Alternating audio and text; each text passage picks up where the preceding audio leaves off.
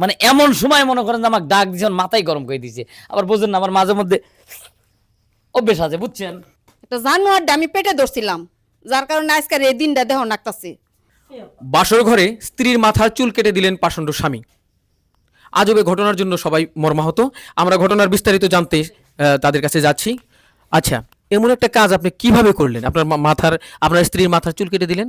আমার মাথা গরম করে ফেলাইছিল রে ভাই, আমার মাথায় নষ্ট হয়ে গেছিল, এই যে দিছি শেষ করে একবার ফেলা দিছি। কিন্তু কেন কেন মাথা গরম হইলো আর কেন চুল কাটলেন সেটা বলুন। আরে ভাই মনে করেন যে আমি তো খেলতেছি গেম, গেম মানে অনলাইন জুয়া? অনলাইনে আমার খেলার একটা অভ্যেস আছে। মানে এমন সময় মনে করেন যে আমাকে ডাক দিয়েছেন, মাথায় গরম করে দিয়েছে। আবার বুঝেন না, আমার মাঝে মধ্যে অভ্যেস আছে, বুঝছেন।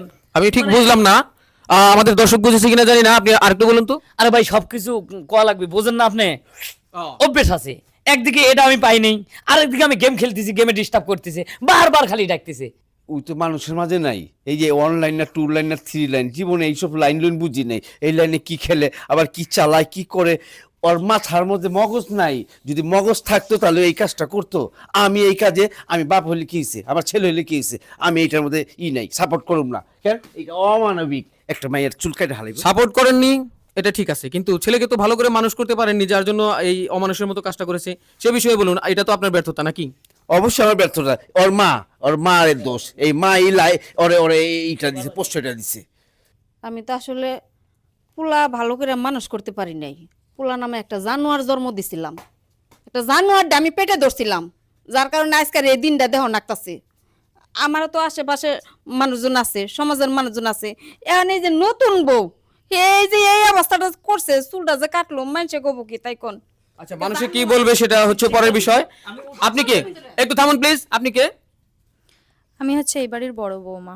ও আচ্ছা, দেখুন আপনার জায়ের সাথে যে কাজটা করেছে, এটা কি ঠিক করেছে? আসলে সত্যি কথা বলতে আমার শ্বশুর শাশুড়ি ওই ছেলেকে নিয়ে অনেক অশান্তিতে আছে। মানে এক কথায় বলতে গেলে ওইরকম কোলাঙ্গার ছেলে যেন কোনো মায়ের পেটে না জন্ম নেয়, এটাই বলবো। ভালো কথা বলেছেন। আমি আবারও সেই ছেলের কাছে যাব, তার আগে একটু বলি, আমাদের সমাজে ভালো কিছু বয়ে আনবে না ততদিন যতদিন অনলাইন জুয়া এবং নেশা এ দুটো বন্ধ হচ্ছে। আচ্ছা, আপনি কি মনে করেন যে আপনার তো একটা শাস্তিযোগ্য অপরাধ করেছেন, এর জন্য আপনার শাস্তি হবে? কি শাস্তি হবি? আমার কি শাস্তি হবি? শাস্তি তো আমার হয়ে গেছে। আমার যে পিনিকটা উঠছিল, এই পিনিক তো আমার শেষ করে হেলা দিছে। সেই জিনিসটি আমার শেষ করে হেলা দিছে। ভাই আমার আর মাথা গরম, আমার মাথা নষ্ট হয়ে গেছে। কিছুই কি করবো আমি নিজে বুঝতেছি না। ওর কি যে করবো মনে হচ্ছে আমার। একটু দেখি, আমার কথা শুনুন। আপনি তো নেশা করেন।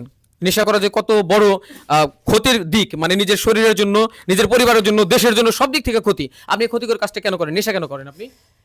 কি কব কন, অভ্যাস হয়ে গেছে ভাই। এখন তো আমার মনে করেন যে কিছুই ভাল লাগে না ভাই। এখন আমার অভ্যাস হয়ে গেছে, আমার কোনো কিছুই ভাল লাগে না।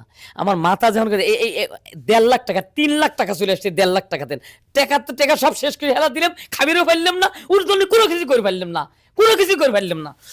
সুপ্রিয় দর্শক, জুয়া, অনলাইন জুয়া কিন্তু তার মাথাটা পুরোপুরি নষ্ট করে ফেলেছে, এবং সাথে রয়েছে নেশা।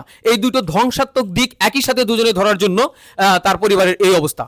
আপনার সন্তান, আপনার ছোট ভাই, তারা কে কি কোথায় করছে এই বিষয়গুলো জানুন। দেখুন অনলাইন জুয়ার সাথে সম্পৃক্ততা তার আছে কিনা এবং নেশার সাথে সম্পৃক্ত আছে কিনা। যদি থাকে প্রোটেকশন দিন, নইলে কিন্তু এরকম ঘটনার সূত্রপাত আপনার পরিবারে ঘটতে পারে। সমাজকে, পরিবারকে সুন্দর রাখতে হলে আমাদের নেশা এবং অনলাইন জুয়ার বিরুদ্ধে সোচ্চার থাকতে হবে। এক কথায় না বলুন অনলাইন জুয়াকে এবং মাদককে।